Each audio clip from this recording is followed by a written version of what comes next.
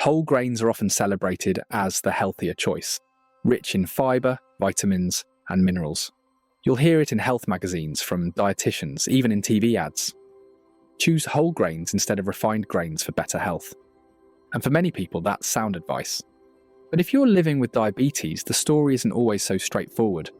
While whole grains can be healthier than their refined cousins, they can still raise blood sugar in ways that might surprise you.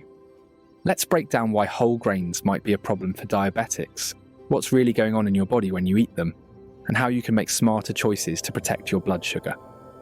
Here's the first thing to understand. Whole grains still turn into glucose once digested. Yes, they come with more fiber than refined grains, and that fiber slows digestion a bit. But the total amount of carbohydrates is often similar. Take bread, for example. One slice of whole wheat bread has roughly 12 to 15 grams of carbs, nearly identical to white bread.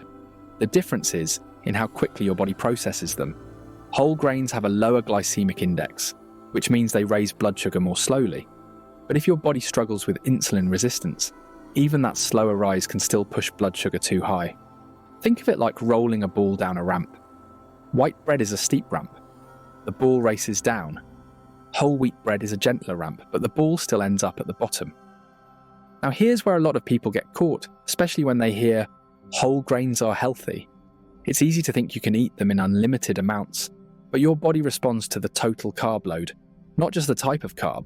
That means a big bowl of oatmeal, yes, even steel-cut oats, could contain 40 to 60 grams of carbs in one sitting. For someone with diabetes, that's enough to send blood sugar climbing quickly. So, while whole grains may be the better option, they're not a free pass. Moderation still matters, and portion control can be just as important as your choice of grain. And here's another thing. Just because a package says made with whole grains doesn't mean it's 100% whole grain. Many breads, crackers, and cereals use refined flour as the main ingredient, then sprinkle in a bit of whole grain flour so they can market it as whole grain. These processed products can spike your blood sugar almost as much as white bread. If you're going to eat whole grains, read the label carefully. Look for 100% whole grain or 100% whole wheat listed first, and avoid products where sugar, honey, or syrup appear near the top of the ingredient list. You've probably heard of the Glycemic Index, GI. It measures how quickly a food raises blood sugar. But there's another number to watch, the glycemic load, GL. GL takes into account both how fast the carbs are absorbed and how many carbs are in a serving.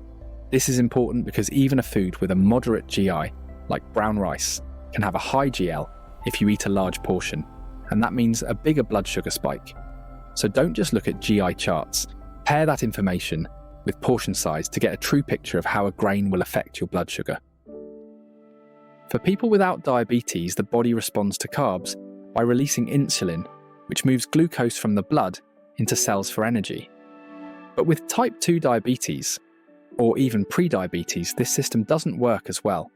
When you have insulin resistance, glucose lingers in the bloodstream longer, so even moderate carb foods like whole grains can cause prolonged high blood sugar. That's why some people find their blood sugar stays elevated hours after a healthy grain-based meal. Pairing whole grains with protein, healthy fats, and vegetables can help slow digestion and keep blood sugar steadier. But it's still important to watch the total carbs. While this isn't a blood sugar issue directly, it's worth mentioning. Some whole grains can trigger digestive discomfort in people with IBS, gluten sensitivity, or celiac disease. That discomfort, bloating, gas, or cramping, can make it harder to stick with a healthy eating plan. If certain grains give you trouble, talk to your healthcare provider about testing for sensitivities, or try gluten-free whole grain options like quinoa, millet, or buckwheat. Now, this doesn't mean you have to give up whole grains entirely.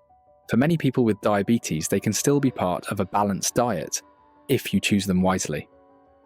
Go for less processed options like steel-cut oats, quinoa, or hulled barley. Keep portions small, about 1/2 cup cooked per meal, and always combine them with protein, healthy fats, and non-starchy vegetables to blunt the blood sugar rise. The goal isn't to avoid them completely, but to make sure they work for your body, not against it. Whole grains have their place in a healthy diet, but for people with diabetes, they're not as harmless as they might seem. They still contain carbs, they can still cause blood sugar spikes, and portion size really does matter. With the right choices and combinations, you can enjoy whole grains without sending your blood sugar on a roller coaster. So, how do whole grains affect your blood sugar? Have you noticed a difference between eating refined grains and whole grains? Share your experience in the comments. We'd love to hear from you. If you found this helpful, give this video a like, subscribe for more easy-to-understand health tips, and share it with someone who might benefit. Stay healthy, and we'll see you in the next one.